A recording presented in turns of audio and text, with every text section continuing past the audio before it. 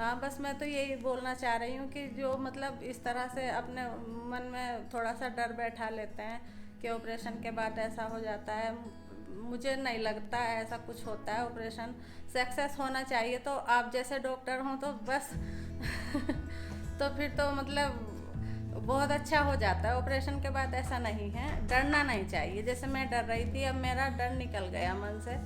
और मैं मतलब मुझे आप जैसे डॉक्टर हो ना, तो बस मैं तो ये कहती हूँ अगर किसी को कोई दिक्कत है तो आपके पास आ जाएं और आप उनको बिल्कुल अच्छा कर दोगे।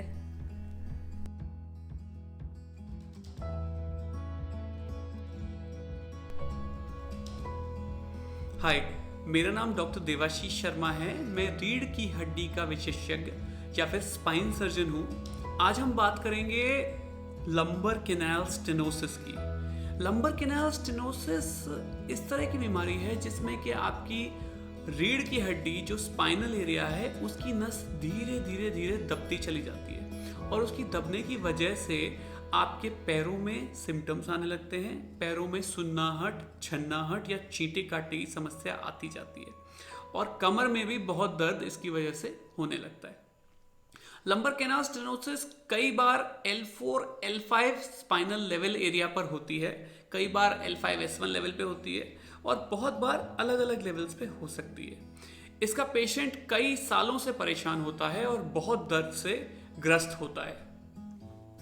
ऐसे ही एक पेशेंट हैं जो हमारे पास आए, जो कि करीब काफी सालों से, मेरे ख्याल से 8 या 10 सालों से इस बीमारी से परेशान थे। सर, मेरा नाम है और मैं 2013 में मेरी पहली बार स्लिप डिस्क हुई थी, और मैं तब खतौली में ही रहती थी।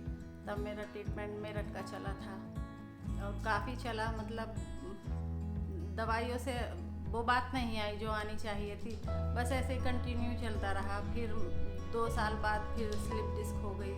फिर ऐसे ही काफ़ी लंबे समय से चलता आ रहा है ट्रीटमेंट। अब 11 महीने से मैं यहाँ गाज़ियाबाद में रह रही हूँ, तो यहाँ पे बस मेरा ऊपर नीचे थोड़ा सा पैर ऊपर नीचे हुआ और फिर मेरी स्लिप डिस्क हो गई।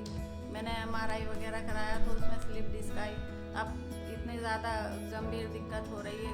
11 महीने से तो मैं बेड रेस्ट पे ही हूँ, लेकिन अब 1.5-2 महीने से तो मैं कंटिन्यू बेड रेस्ट पे हूँ। और अब तो ये हाल हो रहा है मेरा कि चलना उठना बैठना भी मुश्किल हो रहा है। तब मुझे डॉक्टर देवाशीष के बारे में, आपके बारे में पता चला, तो मुझे किसी ने बताया तो मैंने आपको दिखाया।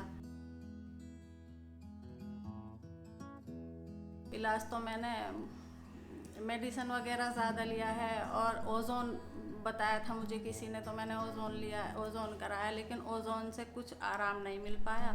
और ओजोन के बाद मुझे ज़्यादा परेशानी हो गई, और जब से मैं बेड रेस्ट पे ही हूँ कंटिन्यू। हाँ, वैसे तो 2013 से तो मेरा इलाज चल ही रहा है, लेकिन अब 11 महीने से ज़्यादा दिक्कत हो रही है मुझे, और मैं कंटिन्यू बेड रेस्ट पे रहने लगी हूँ। मैं कहीं मतलब अपना काम भी नहीं कर पाती हूँ। अब 1.5-2 महीने से तो मैं कंटिन्यू बेड रेस्ट पे ही हूँ। अब उठने बैठने में भी मुझे दिक्कत हो रही है, कुछ काम भी नहीं कर पा रही हूँ अपना, और ज़्यादा मतलब बहुत ज़्यादा परेशानी हो रही है। अब चला भी नहीं जाता है मुझसे।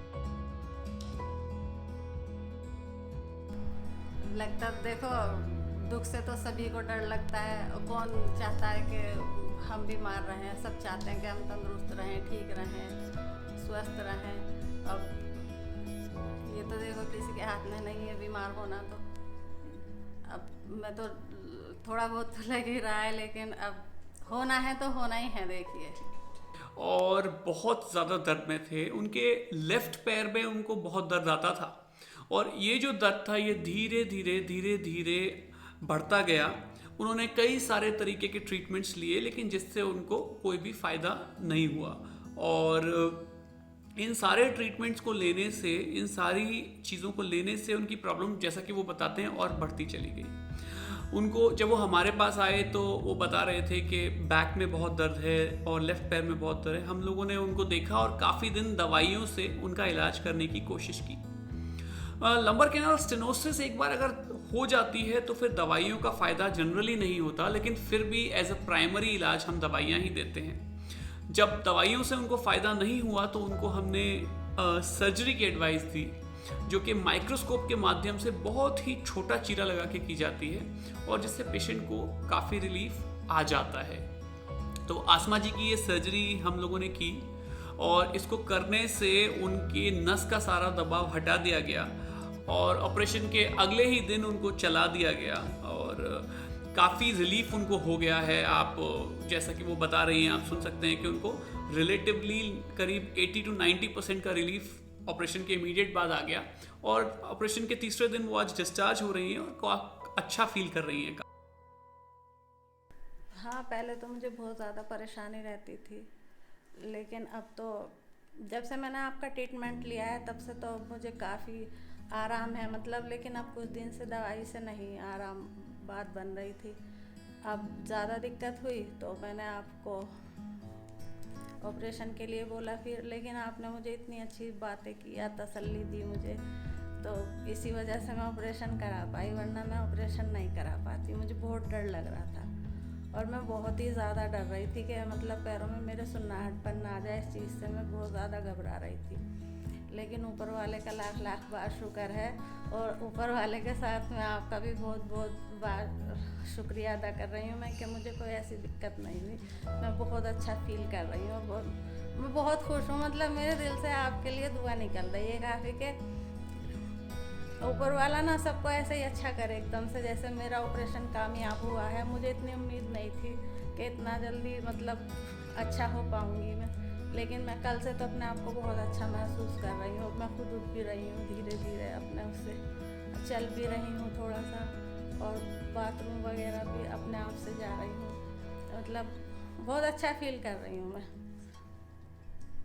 मेरा ये मानना है कि अगर आप इस तरह की बीमारी से ग्रस्त हैं तो आजकल इलाज संभव है और इसमें डरने की कोई ज़रूरत नहीं है। पुराने ज़माने में इस तरह की प्रॉब्लम्स आती थी, जिस तरह की तकनीक तब अवेलेबल नहीं थी, जिसकी वजह से ऑपरेशन में बहुत बड़ा चीरा लगाना पड़ता था और कभी कभी पैरालिसिस का खतरा होता था।